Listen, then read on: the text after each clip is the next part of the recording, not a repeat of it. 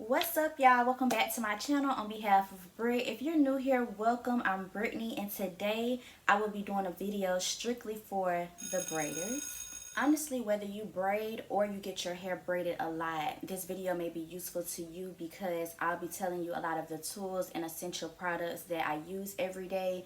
And a lot of the products that I use to execute a style are also products that my clients use to maintain their styles, if that makes any sense. So things like oil sheen, mousse, when their hair starts to get dry or frizzy, things of that nature. So I want to tell y'all some of the things y'all might know. Like, it's obvious that you may spray oil sheen in your braids to camouflage dandruff, or it might be obvious that you put mousse on your braids when they start to get frizzy. But I want to tell y'all some of my favorite brands, some of the best mousses, oil sheens, edge controls, all of that jazz that you can use or that I use every day. I've done quite a few braid videos if you're new here on my channel, and people always give me feedback, whether it's good or bad, suggestions or compliments. And I recently have had quite a few people ask me about the different products that I use. So I'm going to go into full detail of every product, not only the product, but the brand. So let's get straight into this video, you guys. I'm going to give you my version, my opinions on all of the essential tools and products that every braider needs.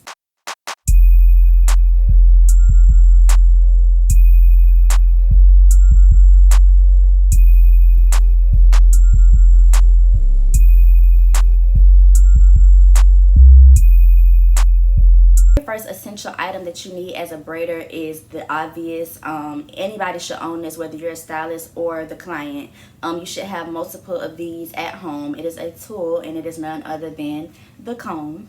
There are quite a few different combs and tools that you can use on an everyday basis, but since this video is specifically for braiders, I want to show you guys as a braider the two main combs that I stick to on a daily basis, the two main combs that I use to get me through an appointment. And that is the wide tooth comb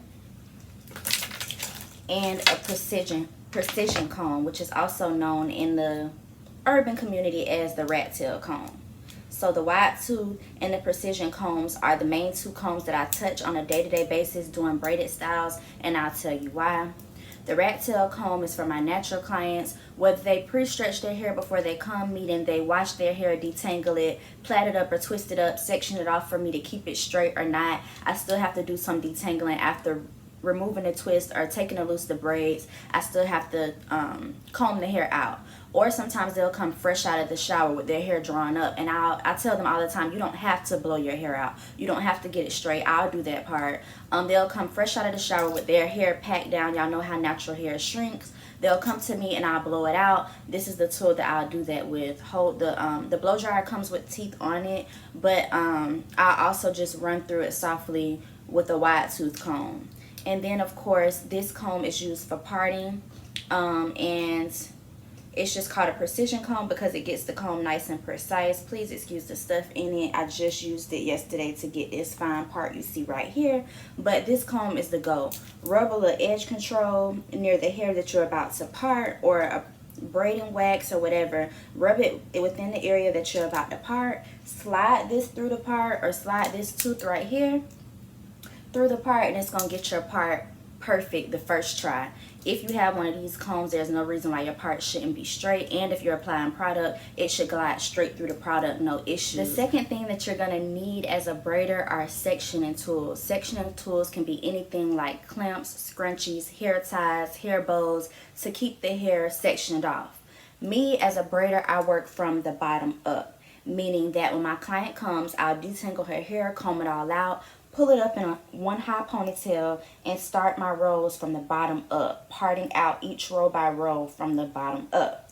Then you have some stylists that will section their hair into fours. They'll section their client's hair into fours, 2 ponytails at the top, 2 at the back. Sometimes I use this method depending on, one, how much hair my client has. If my client just has really thick, coarse, or long hair, I'll section it off into 4 sections, whether I'm detangling or parting it to braid, just so I don't get overwhelmed. Me, on a regular day, when I told y'all I'll put all their hair up in a ponytail and work my way up, it's just something that I built a habit of when I first started braiding. But when you have it sectioned in 4 sections, it's not as overwhelming doing a style, because every time you knock out a section, the 4 sections are a whole lot smaller, if you can imagine, than one big section. So you're going to get through one section of a 4-part section than you would one big one. So every time you're knocking down one of those sections, it just feels like, oh, I'm getting through it. So if I have a client that has a whole lot of hair, so I don't get overwhelmed, I will section their hair out into multiple sections.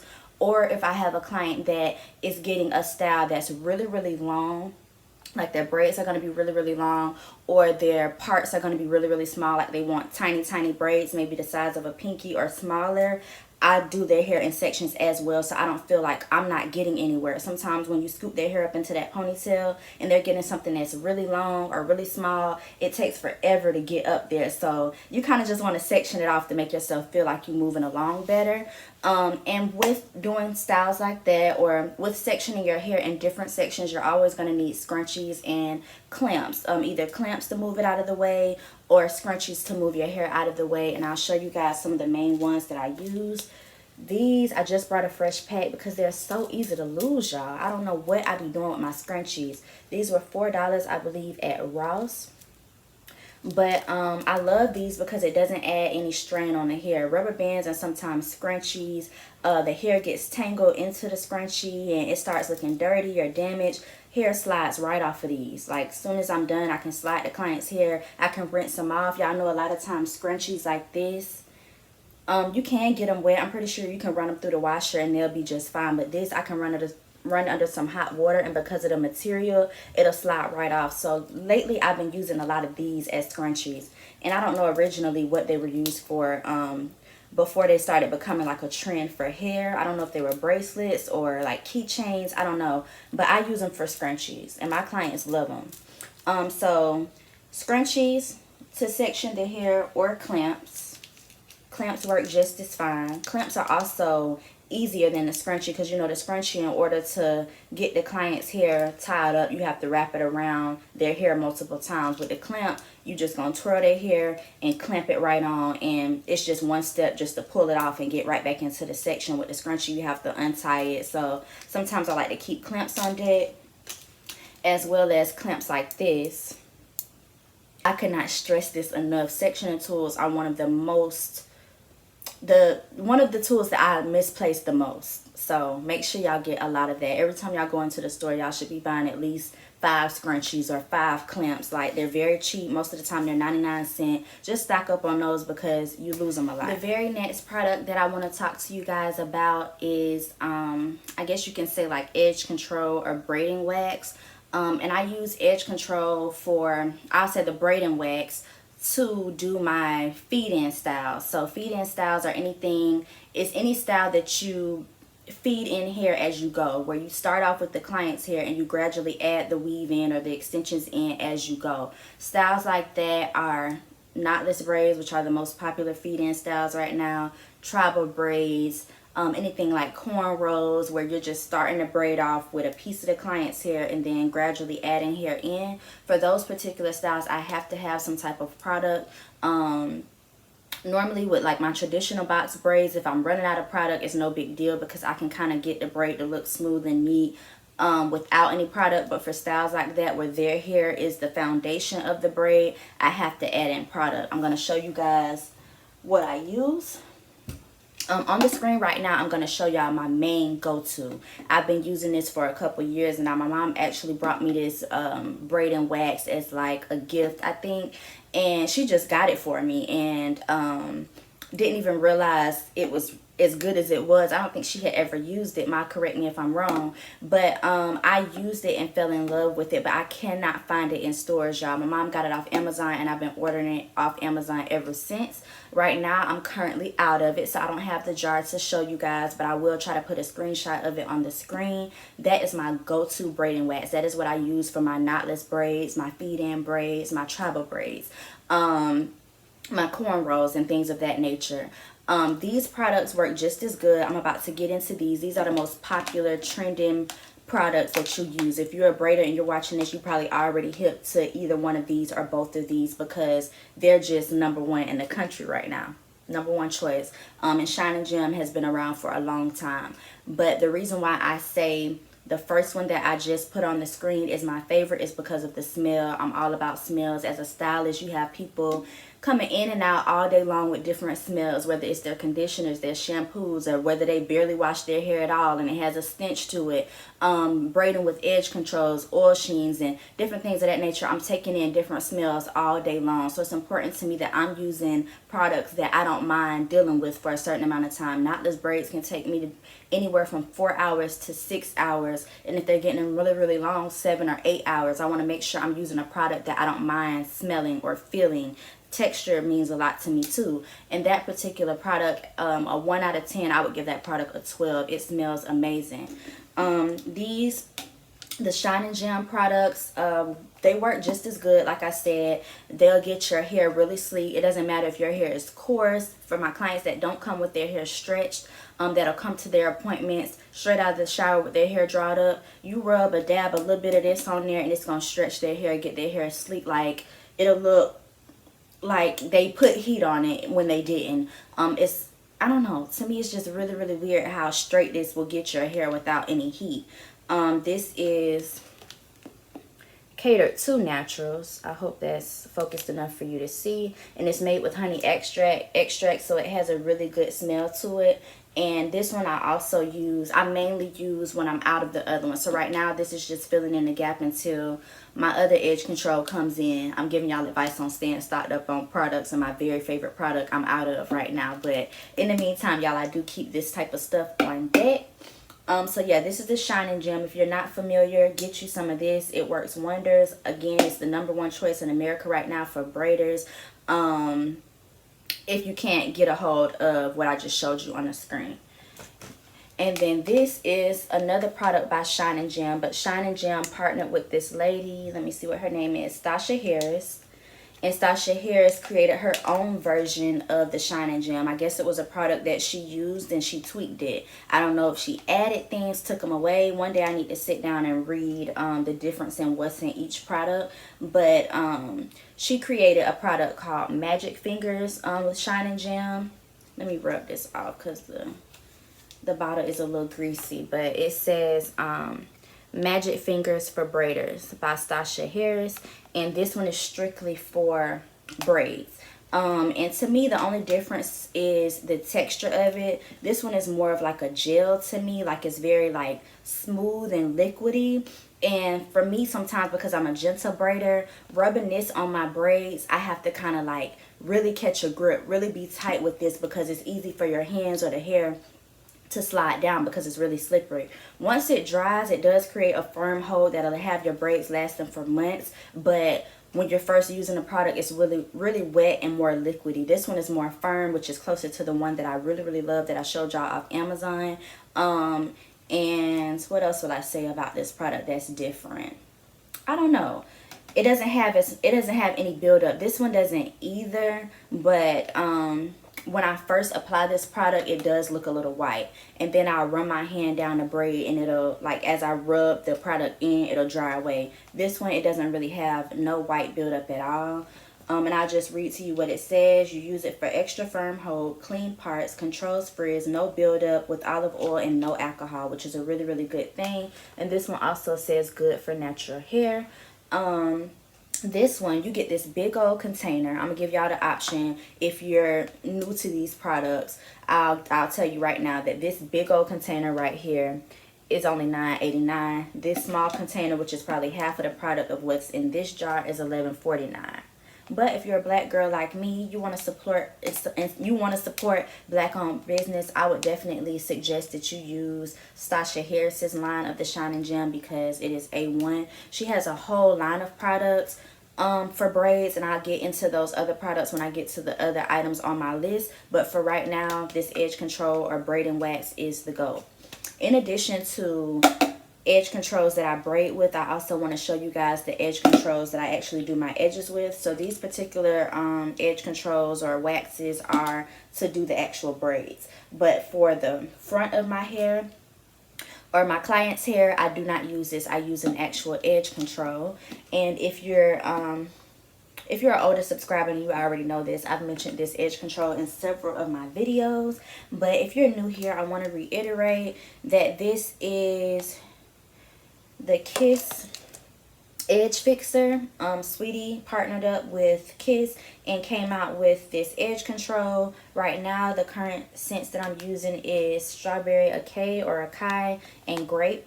My favorite is the sweet peach and the sweet lychee or whatever.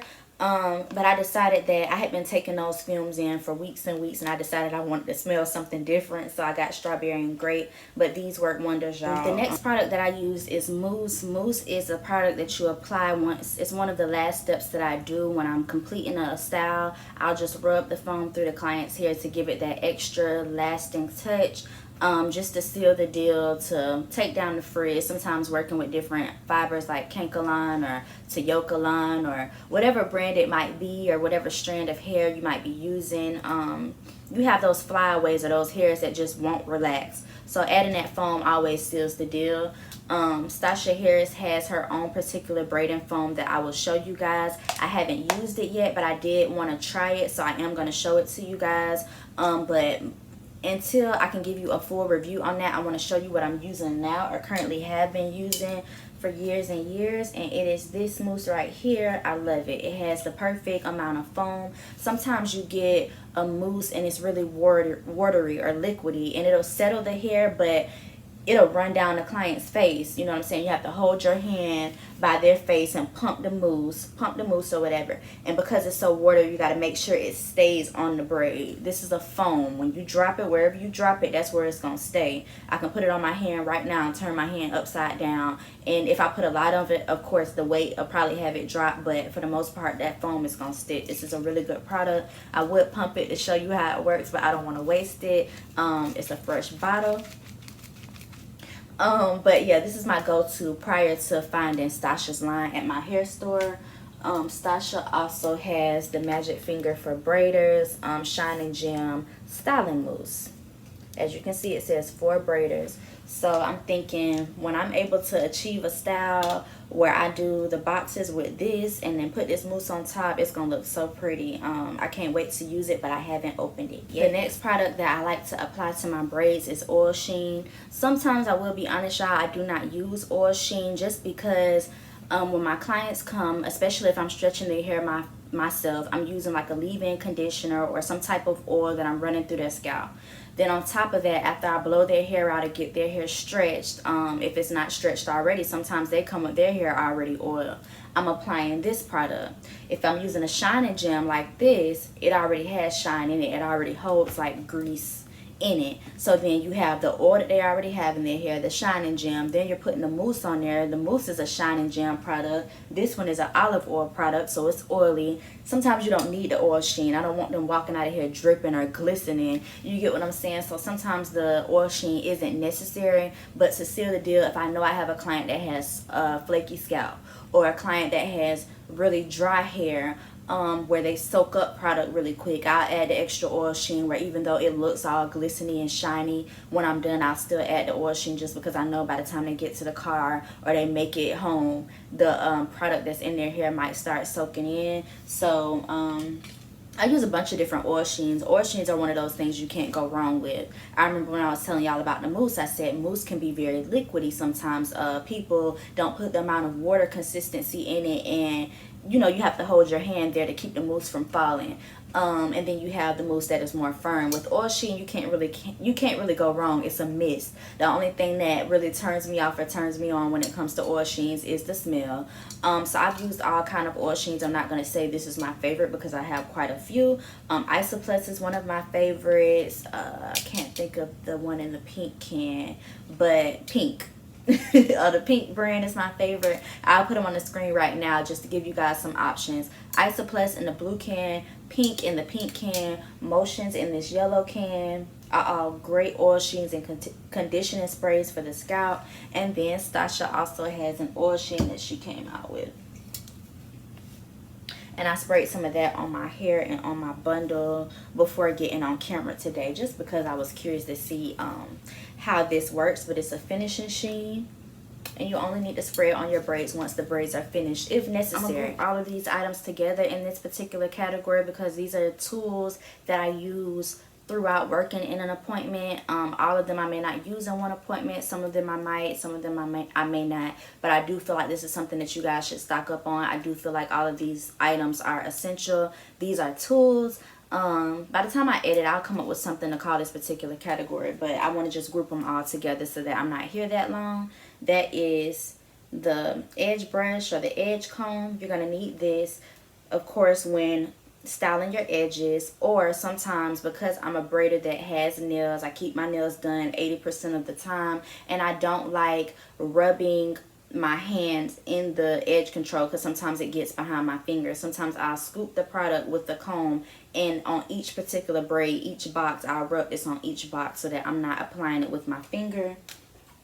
I also use this braid band or this braid watch to apply my product. Either way it goes, whether I'm using this watch or I'm using my comb, I want to apply, I put a glob of the edge control. So if I'm using this, I'll scoop out a big scoop of this and put it on here. And 9 times out of 10, I'm using this to apply it to the hair rather than my finger. But this is an essential item. I got this from Duchess Braid. She's a YouTuber that I love watching on YouTube. But she sells these watches, but they're also found on Amazon as well. But yeah, you're going to need a braid watch so you're not like continuously going into the jar getting it. You just put a good amount on your hand. No matter what area of the client's hair you're on, your watch is always right here instead of trying to find the jar every time. So the braid band and this right here, I should have listed this with the type of combs that I use because this is an essential comb or brush that you'll need.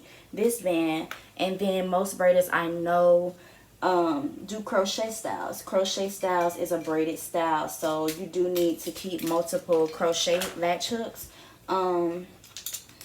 And so I just keep these on deck. Again, I do not know what to call this category, but these are 3 essential tools. The very next essential tool that I use every day is one that I just started using last year. It's one of those things that I didn't know I needed, but now that I have it, I don't know how I was surviving my business without it.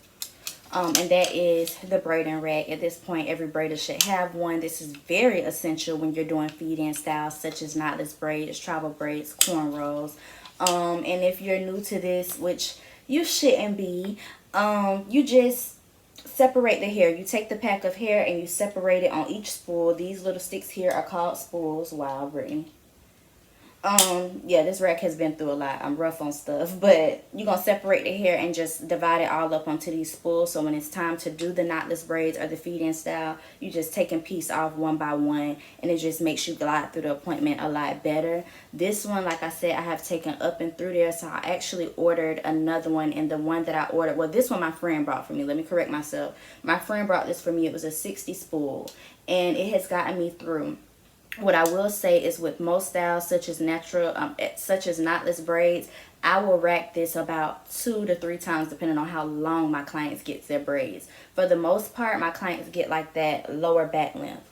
And for the lower back length that hits right above your butt, I will rack this 2 times. So I'll put the hair on once. Then once I get about halfway through their head, this rack will be completely empty, and I'll fill it up a second time to get through the top. If they're getting them really, really long, I offer a length called nasty long, which is braids that go anywhere past your butt or beneath the butt cheek.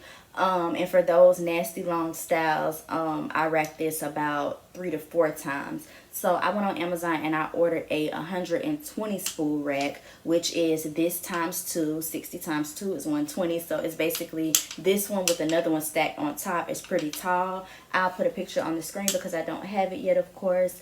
But I know with that, I'll just, when the client gets here, I'll take their hair, fill it up one time, and it should get me through a whole appointment if they're getting the most popular length, which is the lower back length right above the butt. And then if they're getting the nasty longs, I'll probably just fill that up twice versus 3 or 4 times. The next thing you're going to need for your braiding business is some type of dipping device. And my favorite is this kettle. It's sold on Amazon as like a teapot, I believe, where people brew tea. But I got something like this because it is something that I can heat up, put it on the hot surface, heat it up, and then take it off the hot surface and bring it straight to my client's head and lift the flap and dip their braids right in here. And that is it for today's video, you guys. I really hope I remembered everything. I want to do a whole series. The first video of this series was the advice to stylists, where I gave you 10 like general tips. Today was the first in-depth specific video where I went in full detail on one of those tips, which was stocking up on supplies. I gave you guys all of my essential tools and products that I use on an everyday basis. But for right now, I hope you guys really enjoyed this video. Whether you're a braider or a client, I really hope that you learned something here today that you can use to either make your business more successful or to keep your hair lasting a longer while. I love you guys. Thanks for your support. Thank you always for watching. If you made it this far in the video and you aren't subscribed already, please give this video a big thumbs up and subscribe if you enjoyed this video. Love y'all. See y'all next time.